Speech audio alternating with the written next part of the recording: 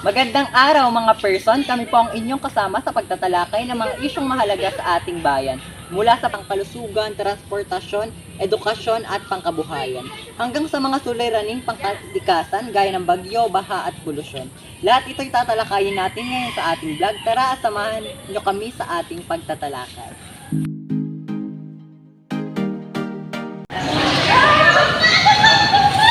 Magandang araw mga person. Ako si Ginang Carlin M. Lumbera at nandito tayo sa isang pampublikong paaralan na kung saan ay kukuha tayo ng opinyon ng isang mag-aaral upang makuhanan ng kanilang pananaw patungkol sa edukasyon.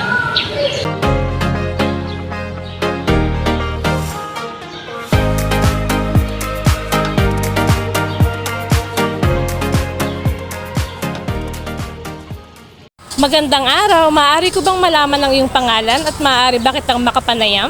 Oo, ako si RG Orozco Balugay. Ano mo natutunan ang halaga ng edukasyon sa buhay mo? Ayun na nga, sa pamamagitan ng hamon at hirap ng buhay, natutunan ko ang halaga ng edukasyon dahil ito yung magiging tulay upang makamit ko yung mga pangarap ko sa buhay at magkaroon ako ng magandang kinabukasan sa hinaharap. Inspiring na karanasan mo sa pag-aaral? Ayun na nga, yung pinaka-inspiring na karanasan ko sa pag-aaral, yung patuloy na pagsuporta sa akin ng pamilya ko upang makapag-aral, kahit na mahirap ang buhay, sinusuportahan nila ako upang makamit ko yung mga pangarap ko sa buhay. Ano ang may advice mo sa mga estudyanteng nahihirapan sa kanilang pag-aaral? Ayun na nga, yung pagiging matyaga, tapos yung diskarte, tapos samahan mo na rin ng sipag, tapos stay strong lang sa ating pag-aaral dahil sa pamamagitan na ito ay makakamit natin yung inaasam nating magandang buhay sa hinaharap. Maraming salamat.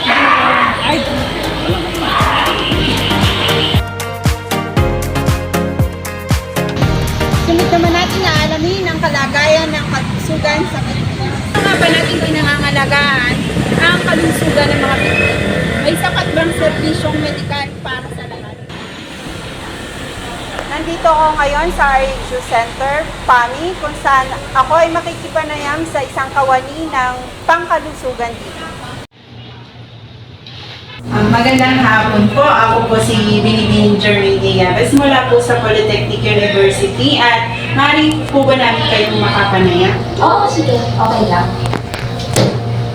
Sige, bago ang lahat, so magpapakilala muna ako. So ako si Bia Farina Lamira Samela, isa akong midwife dito sa ating bayan and hawak ko din ang barangay health station ng Barangay Salang Bato. So, sinasang tanong mo is, sapat ba? Sapat po ba yung mga kagamitang pangkalusugan upang magbigay serbisyo sa mamamayan? Sa Barangay Salang Bato, oo, sapat ang mga kagamitan namin. So, meron kami ng oxygen tank, meron kami delivery table, meron kaming mga aparatus na ginagamit para sa mga general consultations. So, naibibigay naman namin yung mga serbisyo na may mga sapat na kagamitan. Ano po yung mga serbisyo sa pangkalusugan na ibinibigay ng barangay ng libre para po sa mga residente? Sa Barangay Health Station ng Barangay Salang Bato, libre ang general consultation, minor surgery kung kaya naman doon, prenatal check-up para sa mga buntis, national immunization program, turukan ng mga bata, ano po ba ang libre? Basta yung ibang laboratory tas mga referral, pero nire-refer na namin. May ilang libre, pero hindi lahat. Ano po yung mga libreng pangkalusugan na available po sa inyong barangay? Libreng, Libreng pangkalusugan po katulad po ng mga gamot. oo. Sa barangay station, yearly kasi nagpapakuloy ng medicine. So, ang gamot, kapag ibinigay ng barangay, ibinigay ng LGU, ibinigay ng provincial at or ng region, lahat naman yung ibinibigay namin ng libre. Unless, kung halimbawa hindi available, ayun, nagre-reseta na lang. Libre din ng paggamit ng nebulizer, libre ang paggamit ng oxygen if hindi kailangan talaga. You're welcome! Magandang araw po. Ako po si Jen Chelsea Agana. Pwede po ba kayong makuhaan ng interview patungkol po sa pangkabuhayan? Oo, kailan? Oo, pwede. Ito po yung mga, ano po muna ang pangalan nyo?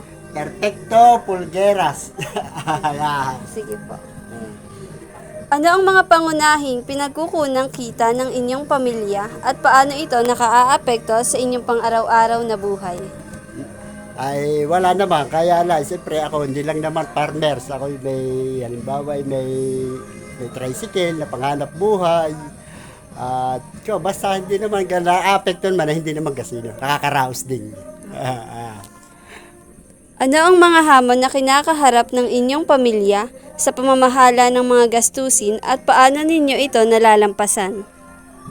Natutulungan ako ng mga anak ko at mayroon nakaawa naman ng Diyos, mayroon akong mga anak na ikangin na tatapos din, nabibigyan-bigyan ako, kaya nakakaraos din. Paano ninyo pinaplano ang pangangailangan sa hinaharap tulad ng edukasyon ng mga anak at sa problemang hindi inaasahan? Ay, look, medyo pag kinakapos, nangungutang sa bangko, pagkaani na aking palayan, nagbabayad, tapos ay, yun, minsan ay nangungutang sa kapatid, tinutulungan ng kapatid, kaya nakakaraos din. Salamat po. Sige, okay lang. Narito tayo sa palayang pinagkukunang pangkabuhayan ni Ginoong Pulgeras. Mula dito hanggang roon. Ngayon, alamin natin kung paano ginagamit at pinapakinabangan ng mga tao ang pampublikong transportasyon. Kasama nga ba ito sa mga isyong dapat tutukan ng gobyerno? Magandang hapon po. Ako po si Bibilay Casiligada mula sa PSCD2 Pilipino. Nandito po kami para humingi po ng panayam sa inyo. Muli, ano po yung inyong pangalan? Angelina Roldan, daycare worker ng Barangay Talangka, dito sa Santa Maria. Ayun nga po ate, may tanong lang po ako sa inyo. Tungkol po ito sa transportasyon. Ang una ko pong tanong po sa inyo is, paano po nakakaapekto ang kalidad ng pampublikong transportasyon sa pang-araw-araw niyo pong buhay? Kasi ako from Adya to sa work ko o dito sa aking tindahan, nakamotor lang ako yung aking service. So hindi ko masyadong nai-encounter yung problema dun sa pampublikong sasakyan kasi may sarili nga akong service. So yung pwede ko lang sigurong ma-encounter ay di yung cost of yung mabilis na pagtaas ng ating mga gasolina ngayon. From nung unang nagmotor, 120 full tank na. Ngayon, almost 200 or plus pa, hindi pa siya puno. Kaya, yun yung siguro yung nagiging apekto sa akin, yung high of ng gasolina. Ito naman po, pangalawang tanong po, ano po sa tingin niyo po ang pangunahing issue na hinaharap ng mga pasahero sa pampublikong transportasyon? At paano ito nakakaapekto sa kanilang desisyon sa paggamit nito? Kasi hindi ko masabi yan kasi ayun nga, gaya ng sabi ko sa inyo, may service ako. So, ibig sabihin, wala naman akong na-encounter na iba sa aking everyday work, sa aking pagpunta sa aking mga trabaho, kasi ako ay may service. So, siguro pwede nating yan, dun sa talagang alam natin na daily ang routine nila, na kumbaga back and forth yung work nila. Kasi, ayan, pwede nyong sa mga nagta-travel na sakay sa jeep, sa tricycle, sa bus, na everyday nilang nai-encounter yung ganyan. Ako, wala akong masasabi dyan, At ito po ang last na katanungan po. Ano po ang mga mungkahi mo para sa gobyerno upang mapabuti ang sistema ng pampublikong transportasyon at matunugan ang pangangailangan ng mga mamamayan? Basic lang, siguro sana nga, ang unang-una kasi napaka-high nung gasolina, ang bilis ng pagtaas. So, mostly affected talaga dyan ang mga driver, yung mga bumabiyahe. Affected din ang mga pasahero pagtaas ng ganong gasolina. So, malawak kasi yung sasabihin nating, sabi mo? Yung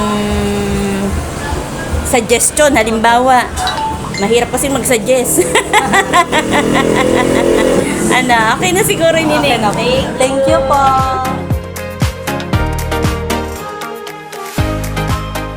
Eloisa Maytikagin at andito tayo ngayon sa iMall upang maganap ng taong interviewin para malaman ang urbanization.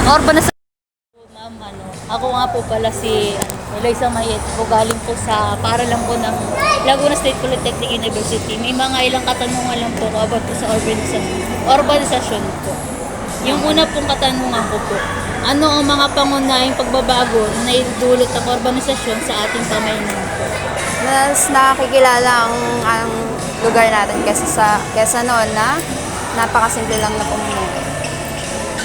Salamat po. Tapos ito, garagdagan po. Ano-ano ang mga positibong aspeto ng urbanisasyon sa ating pamayanan? Ang positibo na ibibigay nito, lalong tumadami ang mga dayo sa ating bayan, mas nakikilala at mas mag-i-improve ang ekonomiya kung sakali marami tayong tourism na nagpupunta para itangkilik ang mga nasa bayan natin. Tapos ang huli pong katanungan, ano ang mga hamon o problema na dulot ng urbanisasyon? Ang hamon na to nang naitudulot sa bawat individual ay maaari yung mga trabaho kasi kulang tayo sa tao. So, kailangan natin mag-import ng tao para tumulong sa pag-i-improve ng bawat civilization sa bayan na. Ayun, maraming salamat. At pagbaha ang isa sa malaking suliranin sa ating bansa. Paano nga ba natin matutulungan ang mga naapektuhan ng isang malaking kalamidad na ito? Ako po ay magtatanong po sa inyo patungkol po sa mga bagyo at pagbaha. Unang katanungan po, ano po ang mga pangunahing hakbang na maaaring gawin ng pamahalaan upang mapigilan o mabawasan ang epekto ng pagbaha sa mga komunidad? Magandang araw sa inyo. So, ako si Jeffrey Alan Oriola. So, unang hakbang, usually, nasa panahon na tayo ng climate change, dapat mapag-aralan natin yung ano ba yung nakaka-apekto sa climate change natin. So, yung pagbaha, kung inyong mapapansin ngayon, ang bayan natin, hindi siya binabaha, subalit ito ay nagkakaroon ng pagbaha mga panahon ito. Kasi nga, gawa ng usually, yung sa climate change, una yung pagpuputol natin ng mga puno, number 1 yan, tapos yung mga paggamit natin ng mga hindi natural gases, mga fossil fuel ng paggamit natin, yan yung malaking epekto. Kaya malaki yung pagbaha natin ngayon, hindi lang dito sa bayan natin, at almost sa buong mundo, yun yung nakaka-apekto sa atin. And pangalawang katanungan po, paano po makakatulong ang mga lokal na komunidad at mga residente sa pagbuo ng mga plano at hakbang upang mas handa sa paparating na bagyo at pagbaha? Yan, So napakaganda ng tanong, Kasi kami sa pamahalang bayan, meron kaming tinatawag na CLUP, ito yung tinatawag Comprehensive Land Update. Basta CLUP siya. Yung CLUP, siya yung nagpaplano kung ano yung mga establishment na itatayo natin, Kasi kung halimbawa, hindi mo plinano yung mga establishment na itatayo, doon tayo nagkakaroon ng pagbaha. Halimbawa, itong komunidad na to ay dapat hindi siya pagtayuan dahil kapag pinagtayuan mo siya, pwedeng magkaroon ng baguho, di ba? Posible pag tinayo mo siya ng mga subdivision, maapektuhan yung baba niya. So napakahalaga ng comprehensive land use plan. So every 10 years yan, ginagawa ng pamahalang bayan yan upang mai-update natin. Kasi sa mga susunod na 10 taon, pino-forecast natin kung ano ba yung posibleng mangyari kapag ito yung mga establishment na natin, at kapag yung mga establishment na to ay hindi napatayo, so dapat pagtayuan. So yun yung kahalagahan nun. So yun yung napaka-importante na plano na ginagawa natin upang maibsan ang pagbaha at paglalagayap ng mga ganyang sitwasyon. Thank you po. Sa pangatlong katanungan naman po, ano po ang mga uri ng tulong at suporta na pinakamahalaga para sa mga pamilyang naapektuhan ng bagyo at pagbaha upang sila makabangon at makapagsimula muli? Usually, sa ganyan, halimbawa, may mga emergency cases na ganyan. Ang pinaka-the best talaga ibigay na intervention ng tawag yan ay mga sustainable livelihood program. So, Actually, number one, syempre, pag may mga yan, yung automatic o yung agad na mararamdaman nila ay yung ayuda. Subalit in the long run, dapat may plano kasi nila. Ito na yung tinatawag natin ng intervention. Dapat binibigay natin sila mga livelihood program upang dire-diretso yung pagbangon nila sa mga ganyang kalamidad na nangyayari sa ating mga kababayan. So yun, livelihood program talaga. At syempre, dapat tinuturuan din natin yung ating mga kababayan na tamang pagpaplano, especially kapag yung may mga ganitong mga pagbaha o kaya makalamidad, yun ang pinaka the best dyan. So, livelihood program talaga the best para sa kanyang mga. Maraming salamat po.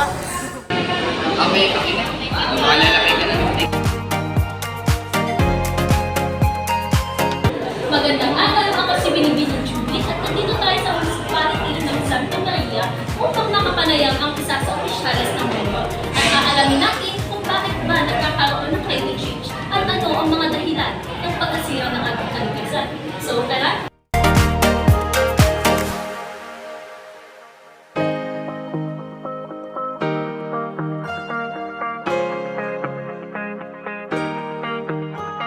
Marinig si Binibining Judith Alquitos at kasama yung aking mga kagrupo po na nandito upang makapanayam po kami. So, eto po. Ano po yung mga nagiging dahilan ng pagkasira po ng ating kalikasan na siyang nagdudulot ng hindi maganda sa ating kapaligiran po? Una, dahil syempre rampant na yung mga pagbaha, ano? So, ang pinaka nakikita ko lang, in my opinion, is yung conversion ng forest land sa industrial side. No? So, yung mga dating forest, dating madaming puno, dahil gino-convert siya sa ibang use, pero part naman yun ng development sa isang bayan or sa isang lugar.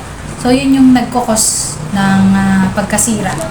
No? Although, meron naman permit, meron naman silang regulation, but still, meron pa rin impact yun sa nature. So, paano po kaya natin maiiwasan yung mga ganitong sakuna po? Siguro on the local side, para maiwasan, hindi naman natin talaga totally maiiwasan yun. Kailangan lang natin i-control. No, kailangan meron tayong ginagawang steps, mitigation, tsaka yung batas kung paano yung tamang pagpapatayo ng mga commercial, pagpapatayo ng mga tourism sites, kasi kung wala tayong guideline, no, so hindi siya makokontrol. Lalo na yung mga out of reach, katulad ng mga rural areas, upland areas.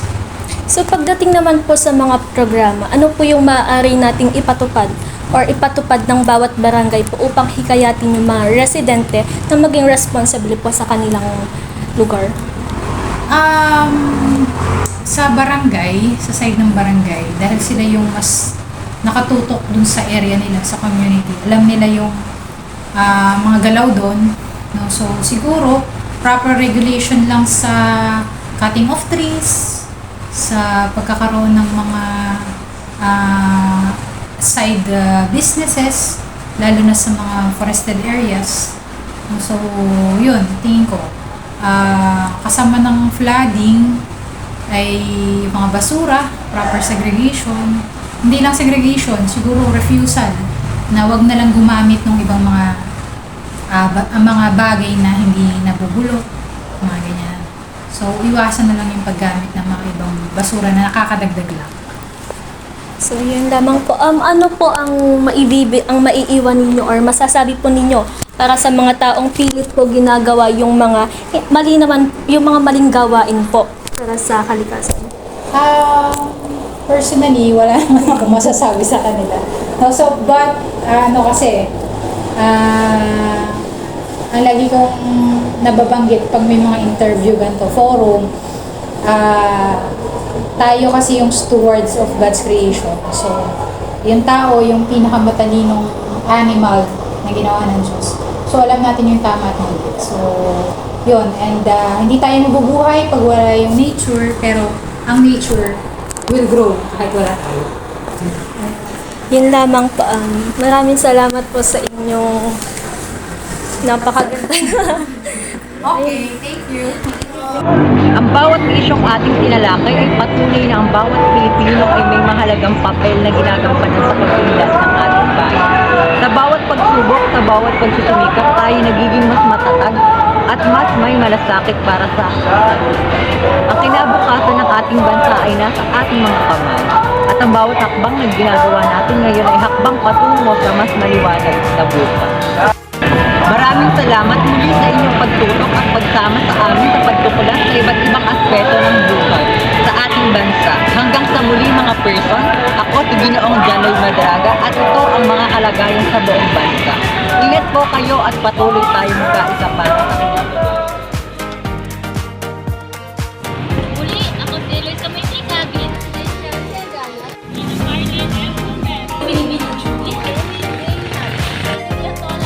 Po, si Binibining Princess Asmilio. At ako naman, si Binibining Baby Like a